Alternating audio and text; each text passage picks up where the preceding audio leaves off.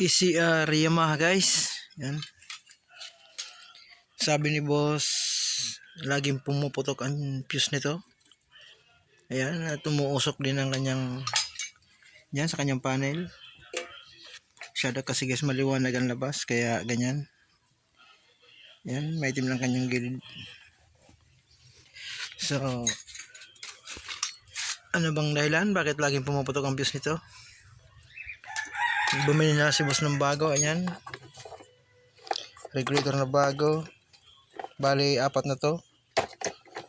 Isang luma, saka isang bago. So, hindi na tayo magpaligoy-ligoy pa guys. Simple lang naman kung paano malaman na shorted to. Kapag hindi sa wiring guys ang problema, syempre mag-check muna sa wiring. Ayan. Kung wala naman shorted guys sa wiring, ang dahilan guys kung bakit ito lagi nag-shorted, kung hindi dito sa kanyang regulator o dito sa kanyang CDI. Yan. Itong dalawa lang naman guys ang nag-short dito.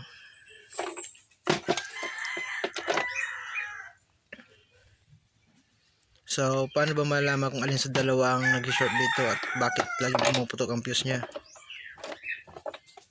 So, simple lang guys.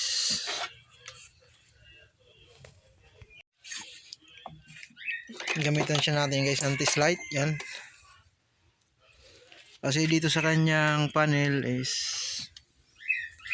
pundido na guys ang kanyang yan, ilaw ng neutral. Kaya gamitan natin siya ng test light. So, bali, ilagay natin siya sa kanyang positive. Siyempre, itong sa kanyang ground, battery. Ayan. Ayan, itong isa, ilagay natin ito sa kulay brown. Ito, kulay brown. Kulay brown ang kanyang positive guys. So, ilagay natin yan dyan. So, bali nilagyan ko siya guys sa sakit ng 4-pin na CDI.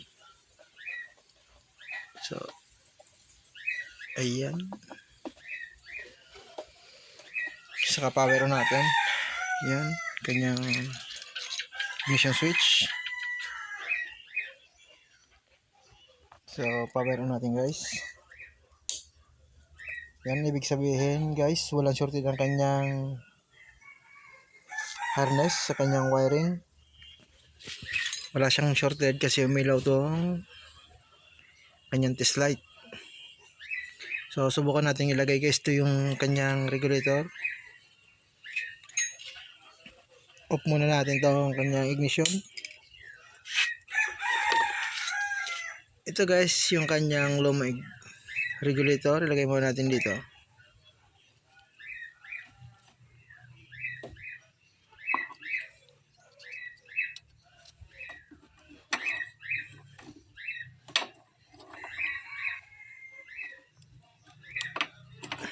So, ayan. Kalagay na. Then, ulit natin yung kanyang ignition. Kung ilaw ba siya o puputok ang fuse. Umilaw guys ang kanyang fuse o ang kanyang test light. Ibig sabihin, buo pa itong kanyang regulator. Hindi ko lang alam guys kung pa bang voltahe nito, kung ayos pa o mataas na o wala na. So, ulit natin guys tong kanyang test light, saka lagyan natin sa kanyang CDI. So,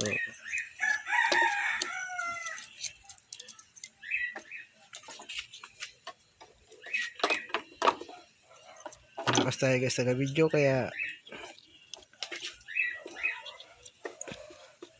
magsiself lang muna tayo. Ayan.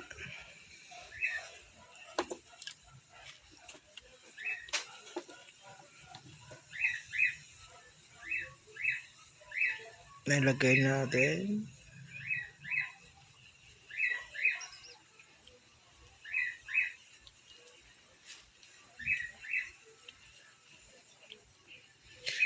So nakabit natin guys itong kanyang lumang CDI. So power on ulit natin kung may shorted ba.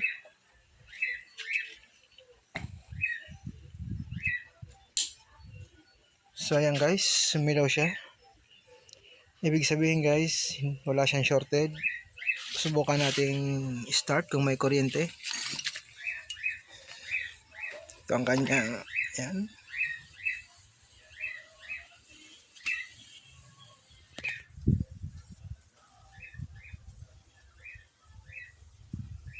So start natin.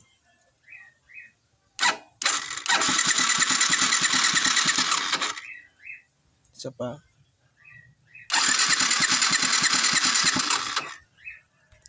So ayan guys, wala siyang kuryente pero hindi siya pumutok. Yan.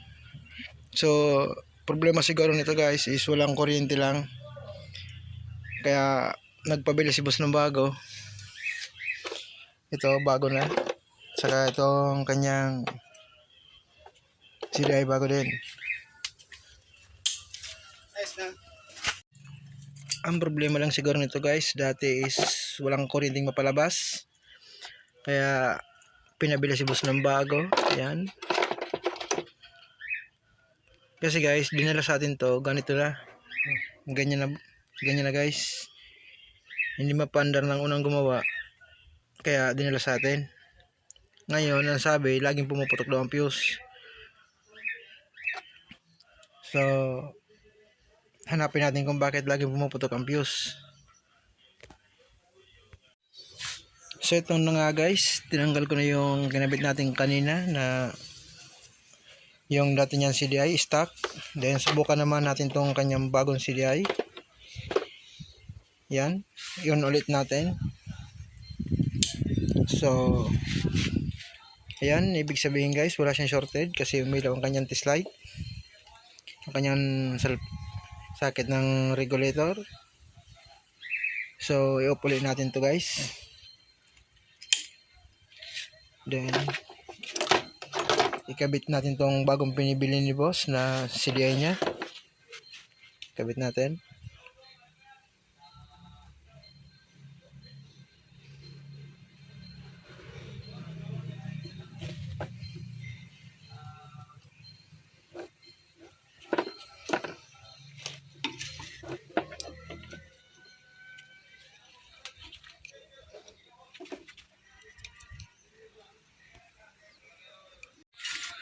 So ito guys, kinabit ko na siya. Wala pa siyang regulator. Then power natin. Tingnan natin kung ano mangyari dito sa kanyang test light. So namatay yung kanyang test light guys. Ibig sabihin guys, pumutok ang kanyang fuse at sira na, shorted na tong kanyang CDI. Ibig sabihin guys, kaya pumuputok ang CDI nito o ang fuse nito kasi nasira na yung bagong binili ni boss.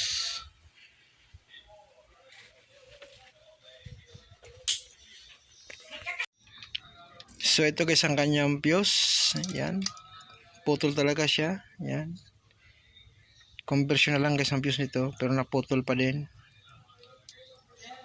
Yan. Saka ito.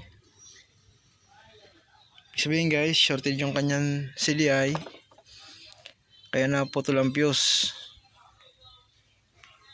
So lagyan ulit natin to ng wire ng maliit. Then test naman natin itong kanyang bagong regulator. Sa mga ACR guys, huwag kayo magpapalit ng imitation na regulator kasi ang imitation na regulator guys is hindi mo alam kung ang kuryente niya ay swak ba sa kanyang CDI. Kasi kapag ang CDI kasi na to guys, ito hanggang 15 volts lang ang kaya niyang tanggapin na voltahe ng kuryente. Kapag lumagpas pa siya dun guys, masisira na ang CDI at magsushorted na. So kailangan kung may motor kayong ganito, bumili kayo guys ng original ito na regulator para sigurado hindi mag-aaberya ang inyong motor at safety din ang inyong CDI. Masilang kasi guys ang CDI ng mga ACR. Ang FC halos parehas lang ang CDI niyan. At hindi niya kayang tumanggap ng mataas na voltahe ng kuryente. Hanggang 15 volts lang ang kaya nito guys. So siguro nasira tong kanyang lumang CDI dito kasi ito masyado nang mataas siguro to na regulator. Mataas na ang voltahe nitong nilalabas. Kaya nasira na ang kanyang CDI. Dito naman sa bago, siguro sinubukan ito dito, sila nito. Ngayon, pumutok na siya kasi nga mataas ng voltahe nito. Ngayon, siguro, kung minabili ng bago si boss sa regulator, ito, imitation. So, subukan natin kung shorty din ba ito o mataas ang voltahe. So, tanggalin muna natin to guys. Regulator muna ikabit natin. Then, lagyan natin itong fuse at subukan natin. So, ayan guys. Nilagyan ko muna siya ng wire na maliit. Yan. Gawin muna natin siyang fuse. So, kabit natin itong kanyang terminal socket. Then, power ulit natin kung mag-ilaw ba ulit ang kanyang indicator light. So, ayan guys. Umilaw ulit siya. Tinanggal na kasi yung kanyang CDI na shorted.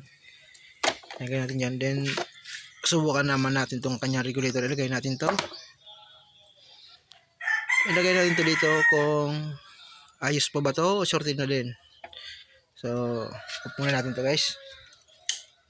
Ayan, ilagay natin itong kanyang bagong regulator na binili ni boss.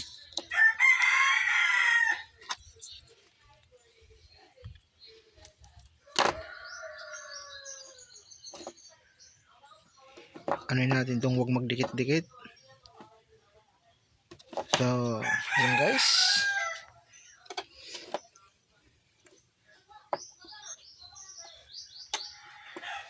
So, okay na. I-on ulit natin guys kung shorted ba o hindi.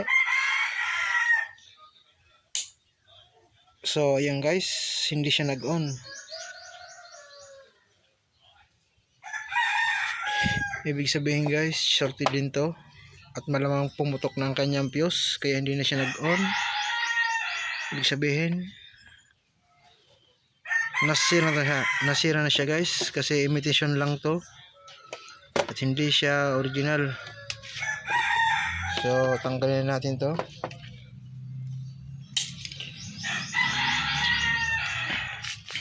Ito nga guys, naputol lang kanyang fuse.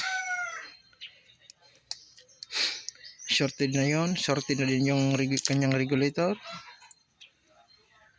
Ayan, naputol na din ang kanyang fuse na nilagay ko. Ibig sabihin guys, talagang kung bakit laging napuputol ang fuse nito guys is dahil sa kanyang regulator o kaya sa kanyang CDI. So madali lang guys pag-trace nito. Para sigurado kayong hindi kayo mapagastos ng masyado is isa-isahin yung i-check. Ang una nyo munang gawin pag nag-check kayo itong harness, ang una nyo gawin kung may shortage siya wala is tanggalin nyo muna itong kanyang CDI o kaya itong kanyang regulator. Tanggalin nyo muna ng dalawa. Yan. So nilagyan ko na siya guys ulit ng kanyang fuse.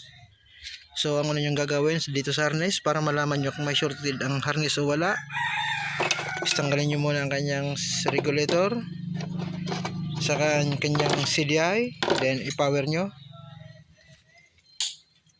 Pag nag-power ang kanyang indicator light, ibig sabihin walang shorted ang kanyang harness. Ang ibig sabihin guys, isa sa dalawang to ang kanyang shorted. So isa sa kanya sa dalawang to ang shorted. Para malaman nyo naman guys ang shorted dito is una niyang tanggalin itong regulator. power on nyo kapag namatay, ibig sabihin shorted ang CDI. Kapag hindi, malamang good ang CDI o sira din. Kapag namatay ang kanyang indicator light, ibig sabihin shorted na to. So, tanggalin nyo ang kanyang CDI, ilagay nyo ang kanyang regulator, power on nyo. Kapag namatay ulit ang kanyang indicator light, ibig sabihin shorted din ang kanyang regulator. So, ganun lang guys kadali. So, lagyan ko muna siya guys ng 4 pin na CDI, saka itong kanyang lumang regulator para may check natin ang kanyang kuryente kung mataas ba o hindi. So bali guys, nilagyan ko muna siya ng kanyang 4 pin pang XRM na 125, saka nilagay ko tong kanyang stock na regulator, then nilagay ko na siya tester niya sa kanyang negative saka positive. Then nilagyan ko siya ng yan, digital tester. So mayroon siyang 12 volts 0.9 galing ng baterya. So start natin, subukan natin kung gaano kataas ang kuryenteng nilalabas ito, kung bakit nasira ang kanyang CDI. So power on natin guys. Yan, ibig sabihin wala siyang grounded. So paanda rin natin, tingnan natin kung may kuryente kanyang ignition. So ayan, malakas guys ang kanyang kuryente. Lagay natin ito sa plug. Yan, paanda rin natin guys, tingnan natin kung gaano kalakas to.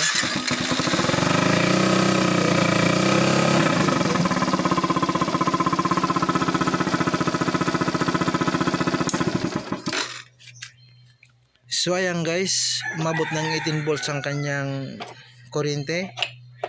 Ngayon alam na natin kung bakit ito nasira. Itong kanyang stock na CDI at itong bagong CDI siguro nasira na din, kaya siya nasira. So ganun lang guys kadali. So bale, lagyan natin to ng 4 wires na regulator, pang full wave siya guys. Then subukan natin, then start natin ulit. So ito na guys, nalagyan natin siya ng 4 wire na regulator. Bale mayroon siyang 13 volts na galing battery. So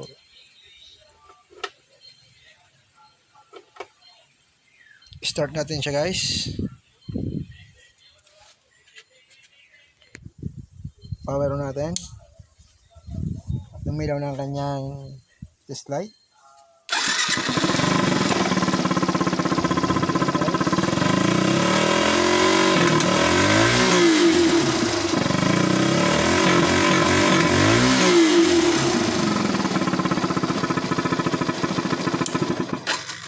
So okay na to guys, meron siyang 14 volts na supply, tamang tama lang guys para sa kanyang CDI. Kahit yung stock guys na CDI ang ilagay nyo, ito magtama lang guys ang kuryente at para hindi masira. So okay na to guys, let's move.